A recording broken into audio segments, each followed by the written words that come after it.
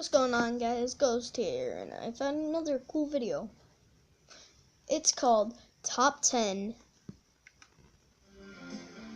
First Person Shooters of all time.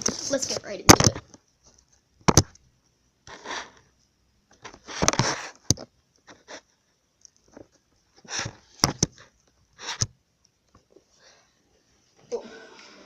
Welcome to WatchMojo.com, and today we're concluding our series on the best first-person shooters with our final list of the best FPS games of all time.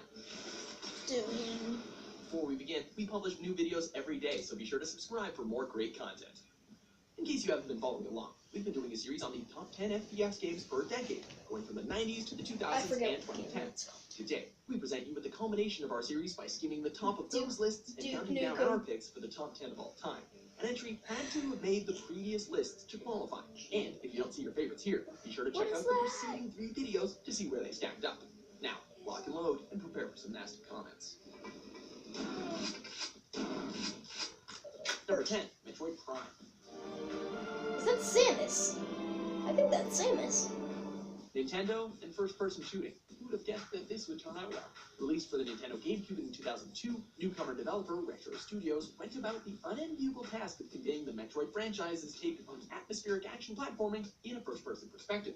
Yet, to this day, the grim but visually buried locales of Talon 4 remain ingrained in gamers' memories, with combat and exploration carefully balanced. Prime found a way to maintain an often haunting mood and engage in thoughtful world building while still remaining true to the series' fundamental elements. Even now, it's hard not to admire the craftsmanship on display here. Number 9, Unreal Tournament. Although the arena shooter has gone the way of the dodo these days, Unreal Tournament had basically perfected the formula over 15 years ago. Taking the famous Unreal Engine and its amazing graphics even further, it offered a bevy of game options that gave players more variety than usual, outstanding bot AI that could hold their own against seasoned human players, and brilliant weapon and level design.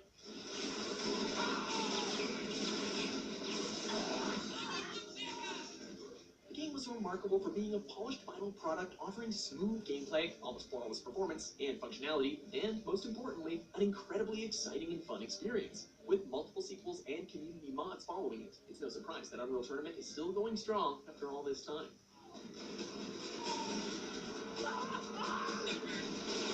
Number 8, BioShock.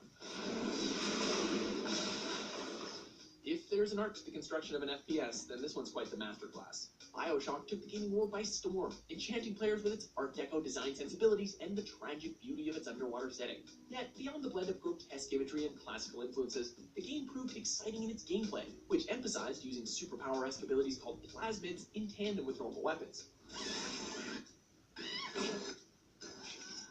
From the visceral combat to the plentiful modification options, from the top-notch voice performances to the intriguing themes of play, this is an experience worth remembering. I chose rapture. Number 7, Call of Duty 4, Modern Warfare. That game is a great game. I love Call of Duty may have helped to define first-person shooting in the media, but this modern military shooter was the fireworks show that changed everything. Modern Warfare upended the series' norms at the time with its shift to the present day, focusing on a large-scale political conflict very much inspired by the headlines at the time. Marines, we have a possible fix on our side of the capital city. 1st Battalion is en route. Its truly intense action set pieces and effortlessly shocking story twists made for an astounding campaign, remaining a source of many people's favorite gaming moments. On top of that, Call of Duty 4 propelled online console playing securely into the mainstream, ensuring once and for all that PC games no longer had a monopoly on online gaming. Let's do this, Marines. Number 6, Quake 2. Quake was a great first foray into 3D, but it was Quake 2 that ended up making its mark on the gaming world. For starters, Quake 2 simply looked better, particularly in terms of color, lighting, and architecture. Ditching the dark castle theme for a sci-fi military setting on another planet, the game also expanded the single-player experience with a more story-driven focus, having multiple objectives per level, something used in many shooters to this day. With a rebalancing of weapons, well-designed maps, and a vast mod community, multiplayer deathmatches were never more intense. 20 years later, and the fragging is still going strong. Number 5, GoldenEye 007. Anyone who grew up around video games in the late 90s will probably tell you that GoldenEye 007 is one of their favorite games of all time. Rare made history by trailblazing the first console first-person shooter that gave PC first-person shooters a run for their money.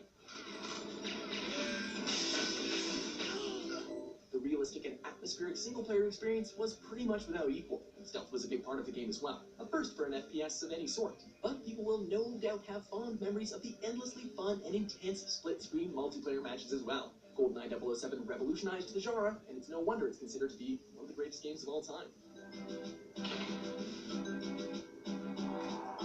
Number 4, Halo 2. Halo 2 was really fun. No one can deny that Halo Combat Evolved was a great title, yet it's difficult to argue that its sheer quality and ubiquity could compare to its first sequel. Narratively, Halo 2 picks up not long after the original game, but chooses to expand the series' mythos by offering 2 parallel storylines to follow, switching between the Master Chief and the newly introduced Arbiter, thereby providing 2 different perspectives on events, made for an intriguing and surprisingly deep story. I am a monument to all your sins. Beyond that, Halo 2 made worthwhile tweaks to its predecessor's already exemplary gameplay, adding in features such as dual wielding and the ability to board vehicles in motion. That the game was also built for an intuitive online matchmaking system should not be surprising. Where would Xbox Live, heck, where would Microsoft be without this flagship titan? Number 3, Counter-Strike Global. Counter-Strike was a good game. Sometimes all you need is a lean, mean fighting machine. Case in point, Global Offensive opted to refine the Counter-Strike games' time-honored tactical shooting and emphasis on quick play. It presents maps both familiar and unique to this game, introduces new modes such as Arms Race, and brings a helpful handful of new weapons like the Firebomb. However, the main priority of Global Offensive is polishing the formula. The gunplay is tighter, maps benefit from cleaner visual design, and swift reflexes and knowledge of one's weapons remains key to victory. Plus, there's a certain amount of fun to be had with messing around with cosmetic items and additional content courtesy of the Steam Workshop.